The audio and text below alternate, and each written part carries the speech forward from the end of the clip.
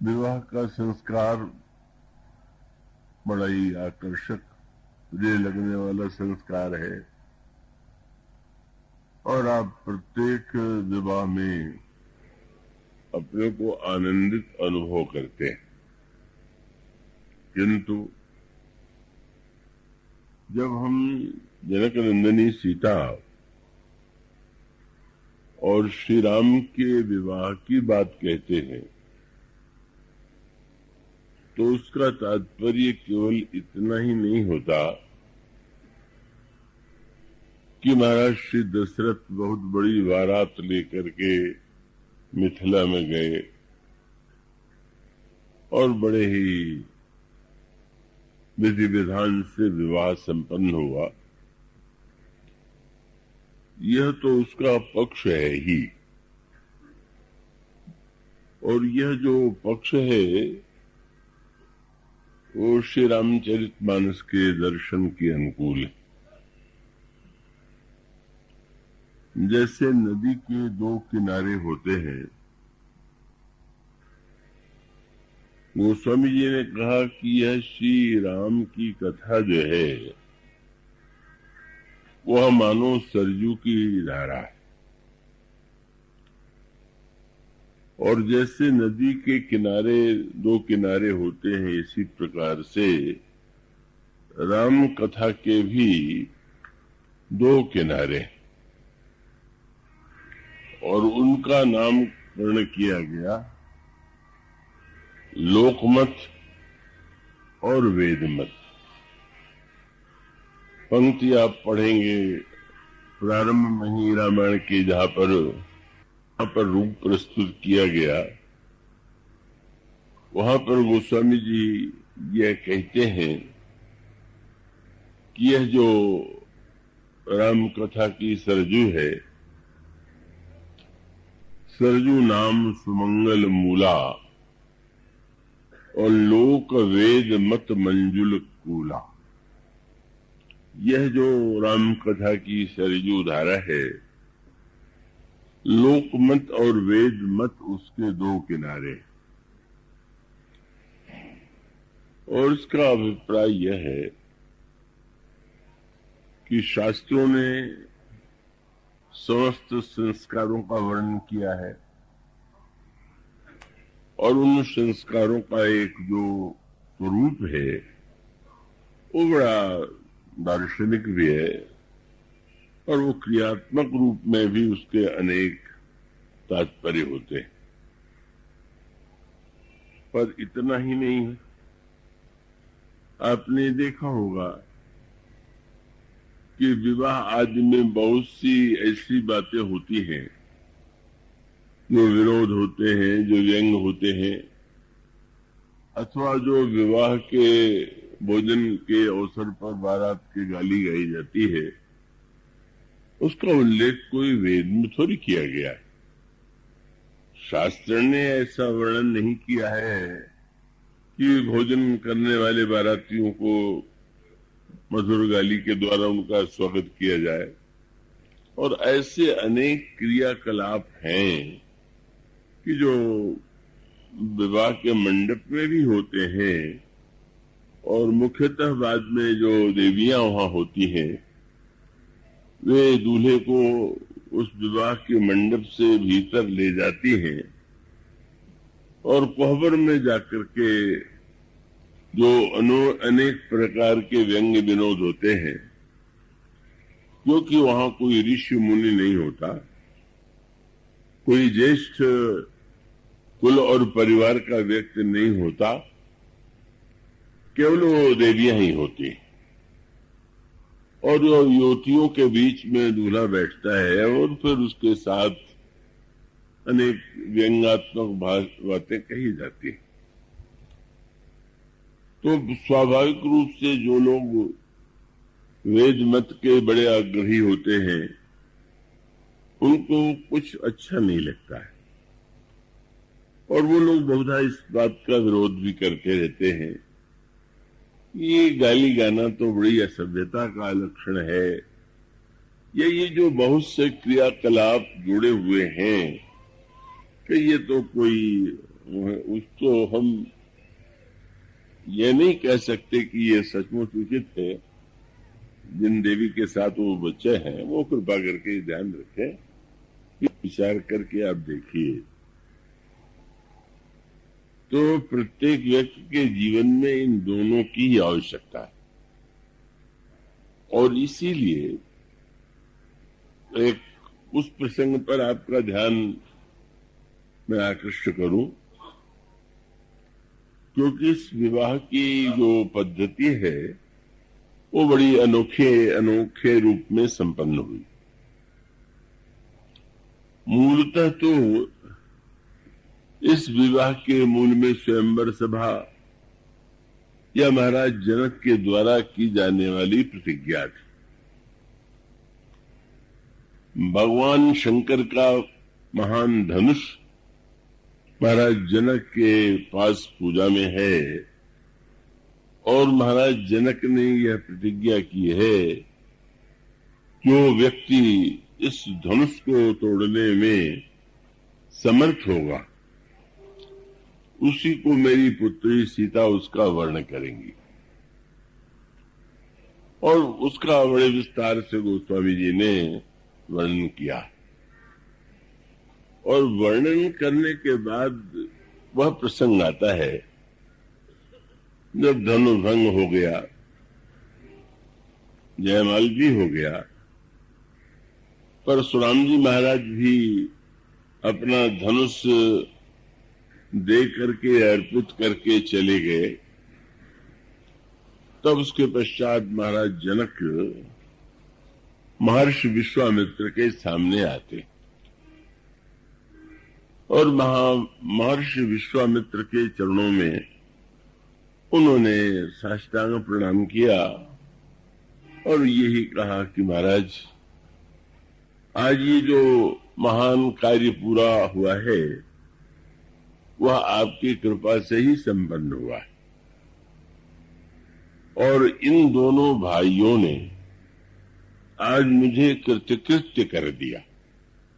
वो रामायण की जो शब्दावली है वो केवल तुकबंदी के रूप में नहीं होती है, उसके प्रत्येक शब्द का तात्पर्य होता है।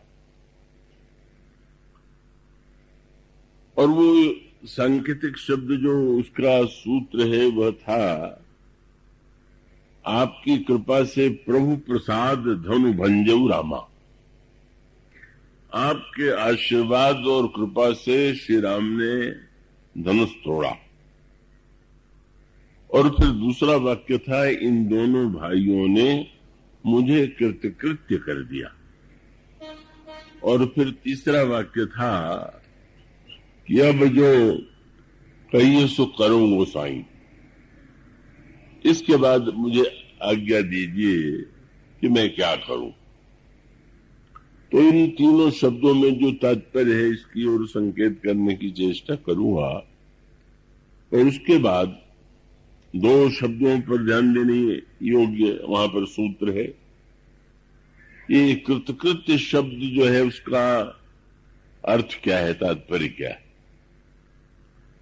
मनुष्य के जीवन में कर्म की अनिवार्यता जुड़ी हुई है। कर्म करना उसकी बाध्यता है, और कर्म करना इसलिए बाध्यता है कि उसके जीवन में कामना है, कुछ न कुछ पाने की इच्छा है, और उसके शरीर का, उसके जीवन का निर्माण ही ऐसा हुआ है कि वो कर्म से मुक्त नहीं हो सकता। पर एक ऐसी स्थिति आती है कि जब व्यक्ति को यह प्रतीत होने लगे कि अब मुझे कुछ करने की आवश्यकता नहीं, तो जब इस स्थिति का हृदय में, मस्तिष्क में अनुभव हो कि अब कोई कर्म मेरे लिए शेष नहीं है, तो उसके लिए संस्कृत भाषा में और रामचरितमानस में भी जिस शब्द का प्रयोग किया गया है वह शब्द है कृतकृत्य। कृत्य कहते हैं कर्म को, और कृत माने जिसने पूरा कर लिया है। और उसका अभिप्राय है कि एक ऐसी स्थिति आती है कि जब व्यक्ति के जीवन में कोई कामना शेष नहीं है, और कामना शेष नहीं है तो कर्म की आवश्यकता नहीं। वेदांत में भी यही सूत्र दिया गया, दर्शन में भी यही सूत्र गीता में भी दिया गया, और ये कहा गया कि जो तत्वज्ञ है, जिसने ज्ञान प्राप्त कर लिया है, तस्य कार्यम न विद्यते। अन्य व्यक्तियों को तो ये आदेश दिया जाता है, संदेश दिया जाता है, उपदेश दिया जाता है, तुम्हारा ये कर्तव्य है माता के प्रति, पिता के प्रति, भाई के प्रति, परिवार समाज के प्रति, और अनेक अनेक उपदेश और आदेश आप देते हैं। और अगर उसका कोई पालन न करे तो यही मानते हैं कि व्यक्ति जो है वो अपने कर्तव्य से च्युत हो गया। तो इसका अभिप्राय यह है कि ये स्थिति तो स्वाभाविक है, पर अंत में कहते हैं कि एक बार जिसने ज्ञान प्राप्त कर लिया, तस्य कार्यम न विद्यते। अब उसके लिए कोई कर्तव्य कर्म शेष नहीं। और मानस में भी उसको उस एक नए अर्थों में वही तात्पर्य है कि कर्म की हो ही स्वरूप ही चीने। जिसने अपने स्वरूप को जान लिया है, उसके लिए कर्म की कोई अपेक्षा नहीं। तो ऐसी स्थिति जब जीवन में आती है तो उसे कहा जाता है कि मैं कृतकृत्य हो गया। महर्षि जनक ने महर्षि विश्वामित्र से ये कहा कि मैं कृतकृत्य हो गया, और ये कृतकृत्यता मुझे जो प्राप्त हुई इन दोनों भाइयों के द्वारा हुई। श्री राम का ही नाम नहीं वे लेते, मैं कृतकृत्य कीन दुहु भाई। और उसके साथ साथ वे वाक्य जोड़ देते हैं कि ये जो धनुष टूटा है वह आपके कृपा से ही टूटा है। पर इसके बाद फिर वे पूछते हैं कि आप आज्ञा दीजिए कि मैं क्या करूं। तो स्वाभाविक रूप से यह बात सामने आती है कि जब एक ओर आप ये कह रहे हैं कि मैं कृतकृत्य हो गया, तो अब तो कोई कर्म शेष नहीं रह गया, और फिर भी आप महाराज महर्षि विश्वामित्र से क्यों पूछते हैं कि मैं क्या करूं। उसका सहज तात्पर्य यह है कि अगर मान लीजिए कोई ज्ञान के द्वारा कृतकृत्य हो गया, या भक्ति की पराकाष्ठा में कृतकृत्य हो गया, तो उसके बाद उसके जीवन में कर्म की स्थिति दिखाई देती है कि नहीं? वो कुछ काम करता हुआ दिखाई देगा कि नहीं? उठेगा कि नहीं, बैठेगा कि नहीं, सोएगा कि नहीं, व्यवहार के अन्य कार्य करेगा कि नहीं। लेकिन अंतर इतना है कि अन्य व्यक्तियों के लिए वो करना बाध्यता है, और जिस व्यक्ति ने ज्ञान की स्थिति प्राप्त कर लिया है उसके लिए कोई आवश्यकता नहीं है कि वो ऐसा करे। उसे प्रेरित नहीं किया जा सकता है, उसे बाध्य नहीं किया जा सकता। लेकिन बड़े बड़े सिद्ध महापुरुष ऐसे हुए हैं कि जिनके जीवन में निरंतर कर्म की धारा प्रवाहित रही, और तब उसका सूत्र यही है कि आवश्यकता न होने पर भी, अपेक्षा न होते हुए भी व्यक्ति का जीवन जब तक है और वो समाज का एक अंग है, तो ऐसी परिस्थिति में उसके द्वारा सहज रूप से ही कुछ कर्म संपन्न होते हैं। हम जैसे यूं कह लीजिए कि अब पंखे से जो हवा चलती है वो तो आपके इच्छा के द्वारा नियंत्रित है। आप जितना चाहें उसको घटा देते हैं, बढ़ा देते हैं। लेकिन ये जो वायु के द्वारा निरंतर वायु का संचार होता है, उसमें आपका कोई नियंत्रण नहीं, और वो आपके आदेश को मानने के लिए वायु बाध्य नहीं है। यूं कह सकते हैं कि चलते रहना वायु का ही अपना सहज स्वभाव। तो इसलिए यहाँ पर जब उन्होंने ये प्रश्न किए तो उनका तात्पर्य क्या है, इस पर भी हम विचार करेंगे।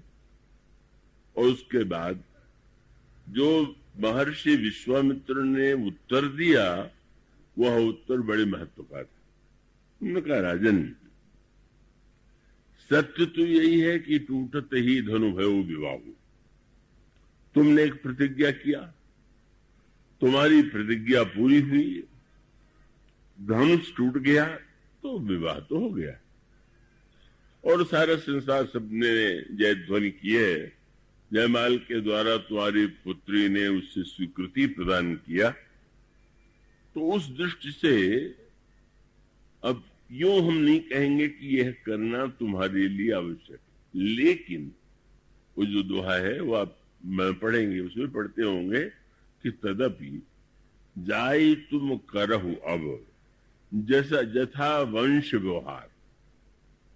तुम जिस वंश में तुम्हारा जन्म हुआ है उस वंश की कुछ अपनी परंपराएं होंगी, मान्यताएं होंगी, तुम उसके अनुकूल व्यवहार करो। तो महाराज मैं क्या करूं? उन्होंने कहा, ये मुझसे मत पूछो।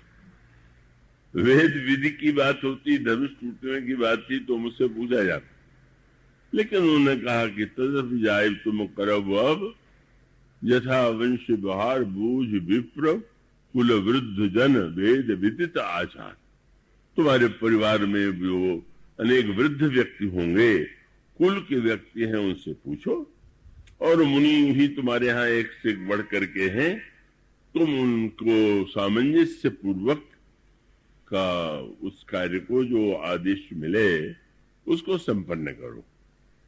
और मैं फिर ये अनुरोध करूंगा कि अब सहज भाव तो ये सहज बात तो यही थी कि महाराज विश्वामित्र महाराज जनक व्यवस्था कर देते और जनक नंदिनी सीता को रथ पर बैठा करके श्री राम लेकर के जाते।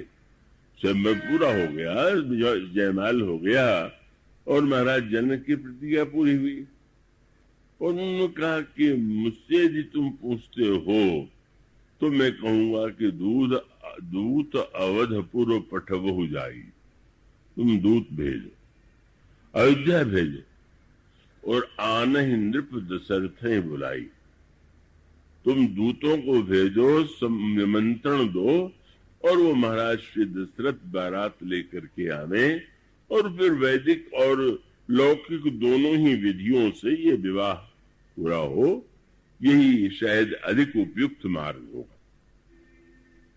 क्या तात्पर्य?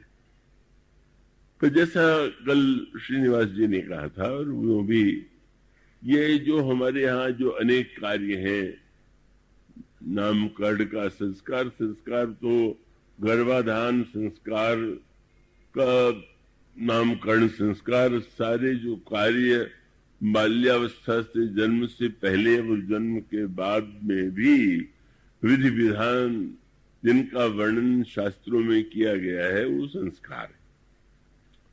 तो उन संस्कारों में जैसा कि कल प्रारंभ किया गया था, विवाह का संस्कार और भी बड़े महत्व का है, क्योंकि वो बड़ा व्यापक है, दो कुलों को जोड़ने वाला है और उसके साथ साथ जो एक सृष्टि के सृजन की प्रक्रिया है उसका भी वो मूलभूत कारण है। तो ऐसी स्थिति में क्या तात्पर्य?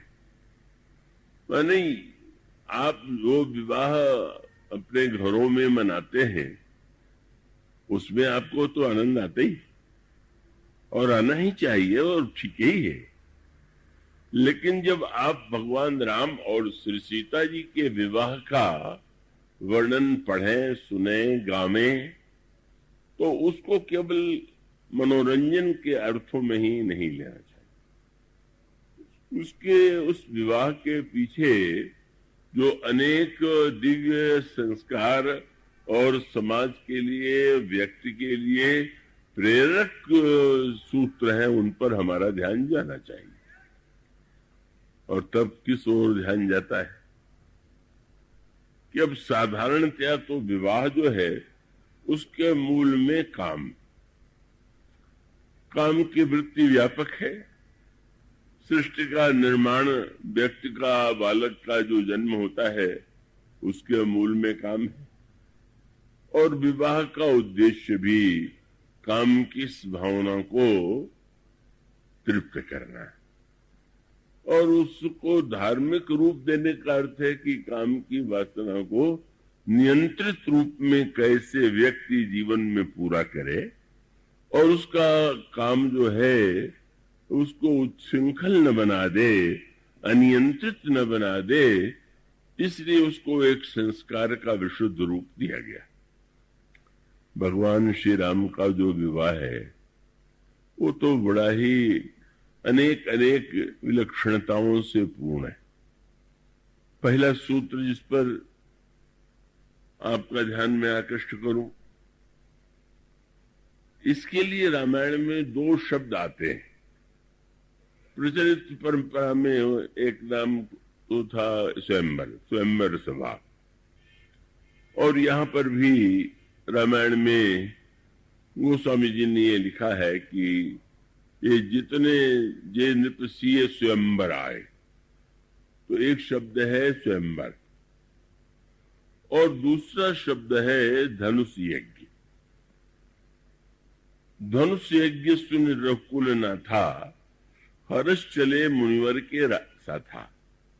अन्य राजा जो आए थे वो स्वयंवर में सम्मिलित होने आए थे, और भगवान राम धनुष यज्ञ में सम्मिलित होने आए थे। क्या अर्थ हुआ?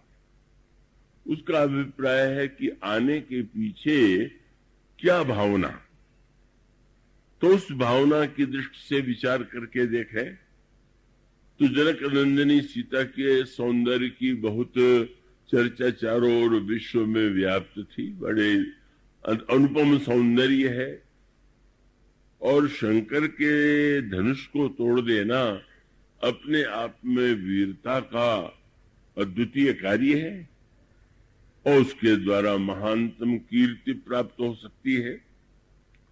और अगर उसको दूसरे अर्थों में देखें तो सीता जी का परिचय एक दूसरे रूप में भी रामायण में दिया गया, आदि शक्ति जही जग उपजाया। तो ये बड़ी स्वाभाविक सी बात है कि शक्ति को पाने की आकांक्षा, सुंदरता को पाने की इच्छा, कीर्ति को पाने की अभिलाषा सब में होती। और अन्य जो राजा आए हुए हैं उसी भावना से प्रेरित होकर के आए हैं। धनुष टूट करके हम तोड़ करके कीर्ति भी प्राप्त करेंगे, सुंदरता भी प्राप्त करेंगे, वीर के रूप में हम प्रसिद्ध भी हो जाएंगे। एक कामना जिसका शब्द प्रतिनिधित्व करता है जय नृपसीय स्वयंवर आए,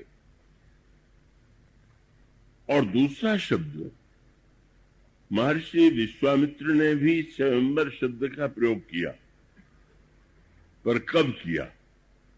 और उसके पहले स्वयंवर शब्द का प्रयोग विश्वामित्र जी ने नहीं किया।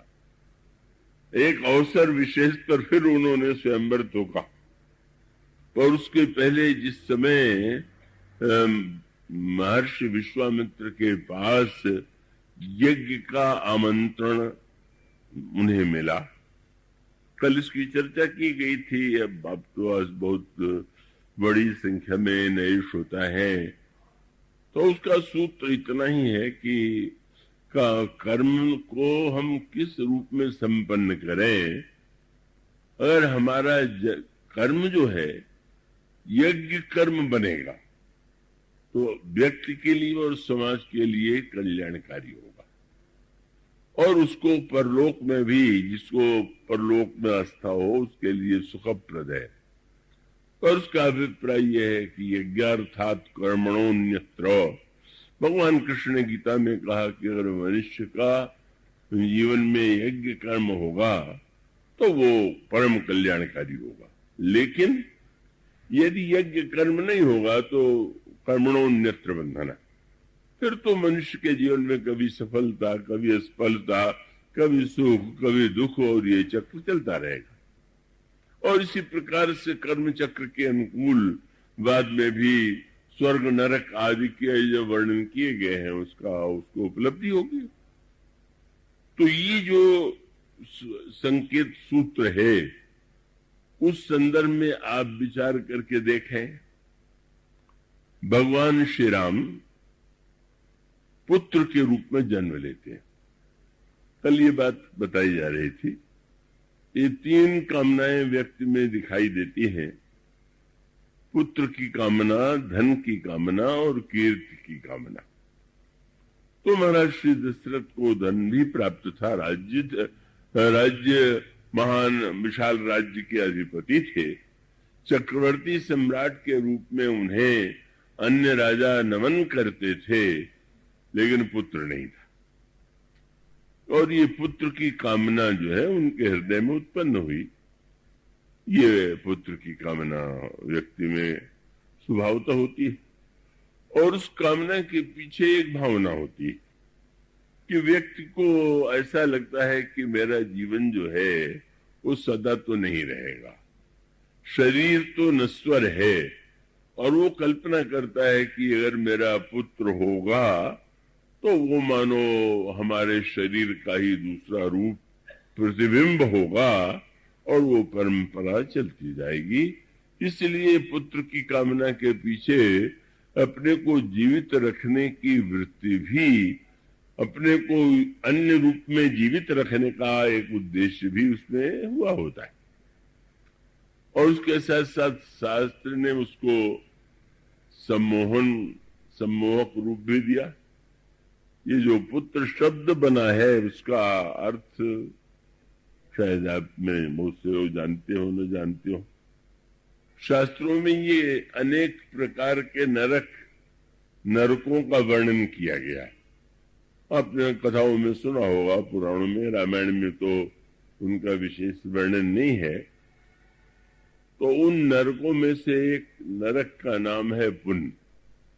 पुन और पुत्र माने बोले पुत्र के जन्म के बाद व्यक्ति को उस नरक में नहीं जाना पड़ता। पुन नाम नरक से जो व्यक्ति की रक्षा करे वह पुत्र है। पर शास्त्र की बात तो बड़ी अनोखी होती है। अगर केवल पुन नाम का ही नरक होता तो पुत्र के बाद छुट्टी मिल जाती, लेकिन उसकी संख्या तो इतनी बड़ी है कि एक नरक से छुट्टी मिलने के बाद भी यह तो आवश्यक नहीं है कि अन्य नरकों से भी उसको छुट्टी मिल जाए।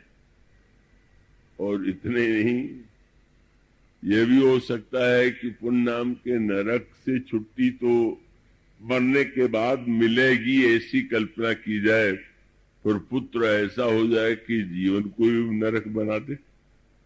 और ऐसे पुत्रों की संख्या बहुत बड़ी होती है। क्यों? वो मरने के बाद वो उस नरक में नहीं जाना पड़ेगा, पर अगर पुत्र अवज्ञाकारी हो, निष्ठुर हो, कष्ट देने वाला हो, तब तो बाद में क्या होगा ये पता नहीं, पर जीवन तो इसी समय नरक बन सकता है।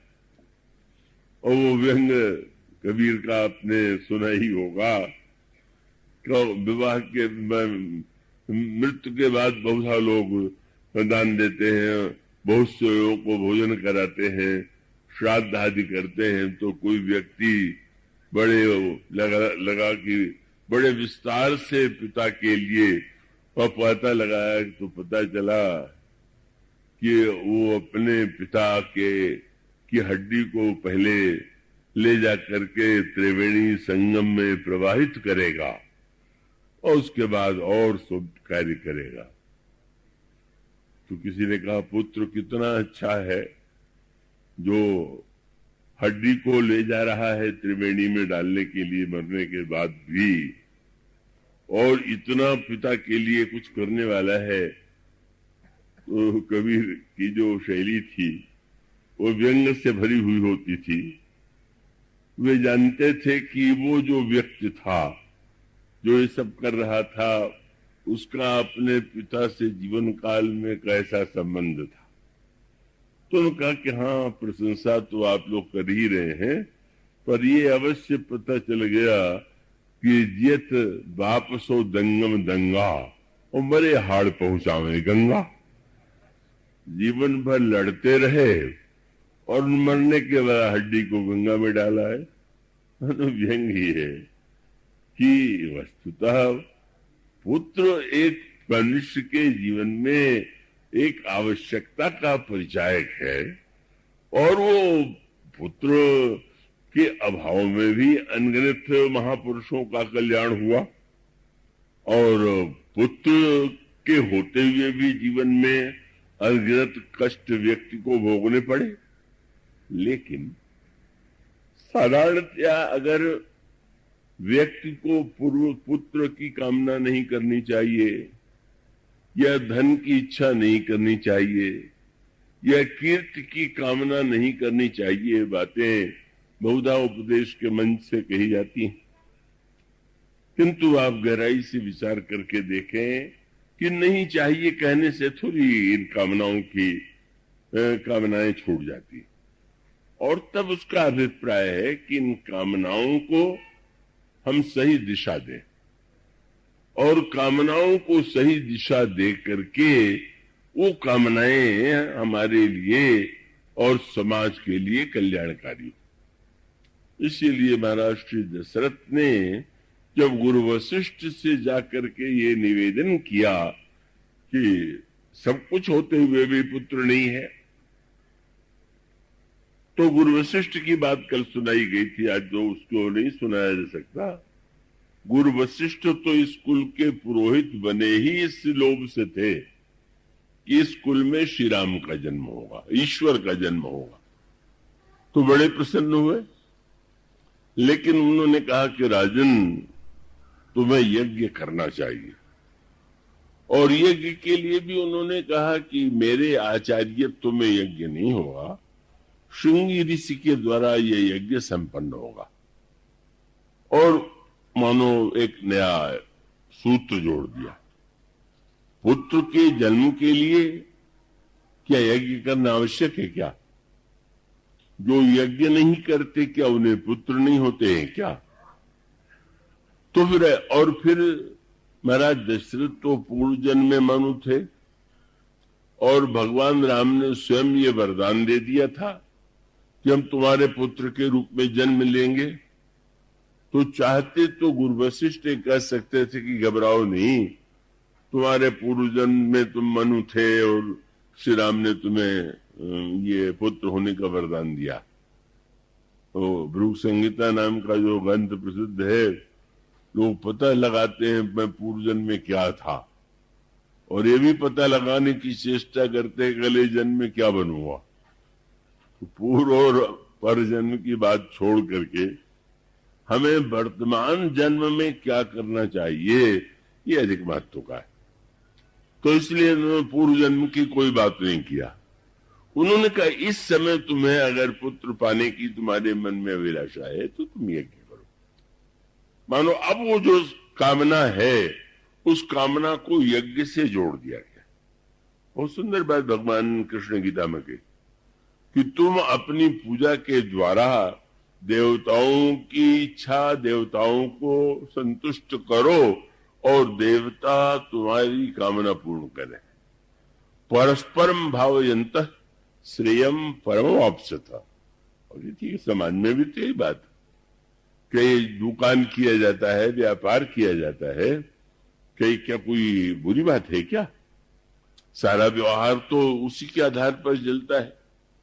पर उसका अभिप्राय यह है कि दुकानदार और ग्राहक अगर उसको यज्ञ भावना के रूप में ले तो उसका अर्थ ये हुआ कि अगर दुकानदार को, व्यापारी को लाभ चाहिए तो उनको अर्थ तो देना ही होगा, और उसका भी कर्तव्य यही है कि उस अर्थ के बदले में उस व्यक्ति को उपयुक्त मात्रा में अच्छी से अच्छी वस्तु प्रदान कर दे। ये नहीं देना चाहिए, लेना नहीं चाहिए, ये सब बातें हैं। भगवान राम ने तो जो सुग्रीव से मित्रता किया तो उन्होंने ये कहा, जानते हो मित्र का क्या लक्षण है? तो भगवान राम को कोई आवश्यकता नहीं, लेकिन आवश्यकता होने पर भी उन्होंने कहा मित्र का लक्षण यही है कि देत लेत मन शंकन धरी। न तो देने में संकोच करो और न तो लेने में। कितनी मनोवैज्ञानिक बात है। देने में संकोच करने का अर्थ है कि व्यक्ति कृपण है, केवल मित्रता का नाम ही दे रहा है। और लेने में संकोच का अर्थ है कि बड़ा अभिमानी है कि वाह मैं क्यों लूं, मैं किसी से नहीं लेता। तो मानो अगर एक और न देने में कृपणता हो और न लेने में अभिमान हो तो दोनों ही अच्छा नहीं। और जहां मैत्री भाव है, देन लेन अगर सही सही अर्थ में समाज में हो, सारे व्यवहार में अगर हम इस बात का ध्यान रखें तो कितना श्रेष्ठ समाज व्यवस्थित रूप धारण करेगा। वो भी एक यज्ञ ही है। इसलिए आपने पुराणों में कथा सुनी होगी, तुलाधार वैश्य के द्वारा शिक्षा जाजली को प्रदान की गई और इस प्रकार से उसका सूत्र मानो यही है कि जब देवताओं से भी हमारा संबंध काहे का है, तो देवता भी स्वार्थी। रामायण में ये भी कह दिया गया कि देवता मनुष्य ही नहीं, सुर नर मुनि सबकी यह रीति, स्वार्थ लागी करें सब प्रीति। देवता मुनि मनुष्य सबका ये स्वभाव है कि वो स्वार्थ के कारण प्रेम करता है। तो ये कोई निंदा की बात नहीं है, इसमें संकोच करने की आवश्यकता नहीं है। और इसका अर्थ ये भी नहीं है कि हम ये कहें कि जब इनमें स्वार्थी हैं तो हमारे काम है तो बहुत अच्छे नहीं। वो भगवान कृष्ण गीता में कहते हैं, भाई तुम यज्ञ के द्वारा देवताओं को तुम तृप्ति दो, आहुति दो, और बदले में अगर वो तुम्हारी कामना पूर्ण करते हैं तो ये तो बहुत अच्छी बात है। यही यज्ञ चक्र है। परस्परम भावयन्तः श्रेयम परम वाप्स्यथ। तो यज्ञ भावना का पहला सूत्र यही कि इसमें देना और लेना है। और जहां देने और लेने में व्यक्ति के हृदय में पवित्र भावना है, वहां पर वह क्रिया के रूप में ही यज्ञ नहीं होता है। यज्ञ की क्रिया क्या है, यज्ञ की भावना क्या है। तो इस तरह से पहला सूत्र यही प्राप्त हुआ कि श्रृंगी ऋषि को बुलाया गया और श्रृंगी ऋषि के आचार्यत्व में यज्ञ किया गया। श्रृंगी ऋषि वशिष्ठ बुलावा, पुत्र कामना से भरा हुआ यज्ञ, शुभ यज्ञ करावा और भगति सहित मुनि आहुति दीने, प्रगटे अग्नि चरु कर लीने। जब उन्होंने भक्ति पूर्वक वेदोच्चारण की विधि से आहुति श्रृंगी ऋषि ने दिलवाई तो उसके बाद अग्निदेव जो है चरु लेकर के, खीर लेकर के, पायस लेकर के प्रकट हो गए। ये लेने का एक सुंदर क्रम है। इसका अभिप्राय कि अब देने लेने का अर्थ वो न हो जो कि गोस्वामी जी ने कि लोग हाँ देन तो करना चाहते हैं पर मन में ये धारणा बनाए हुए हैं हाथी स्वान लेवा दे, ताकि युग पद कमल मनाओ, दास कृपा निर्मल मत पाओ। और इसका अभिप्राय ये वो अहिल्या के प्रसंग में भी ये बात आई। प्रभु के चरण स्पर्श से अहिल्या चैतन्य हो गई, अस्तु प्रवाह होने लगा। लेकिन अहिल्या ने भगवान से जो बात कही वो बड़ी ऊंची थी। उसने कहा, प्रभु आपने अपने चरण के संस्पर्श से मुझे चेतन बना दिया, लेकिन क्या मैं ये दावा कर सकती हूँ कि इसके बाद फिर कभी मुझे दोष नहीं आएगा? तो मैं सोचती हूँ कि दवा भी साथ ही लेती जाए। और वो दवा कौन सी? पद कमल परागा रस अनुरागा। विराग तब तक अधूरा है जब तक प्रभु के चरणों में अनुराग है। विराग जो है वो दोषों को मिटा देता है, लेकिन पूर्ण सुरक्षा तब होगी जब वो विराग के साथ साथ प्रभु के चरणों में अनुराग हो। शंकर जी ने विराग दे दिया और श्री किशोरी जी कृपा करके अनुराग दे देंगे। और अनुराग प्राप्त करके ही व्यक्ति की मत इतनी निर्मल हो जाएगी कि वो निर्मलता ऐसी अद्भुत निर्मलता है और वो अपनी करुणा के द्वारा जीव के उस दोष को शंकर जी से भी आगे जो अत्यंत सूक्ष्म दोष है, सूक्ष्म वैयाज मक्खन का भी मल है, उसे मिटाने की सामर्थ्य श्री कृष्ण की है। और इसीलिए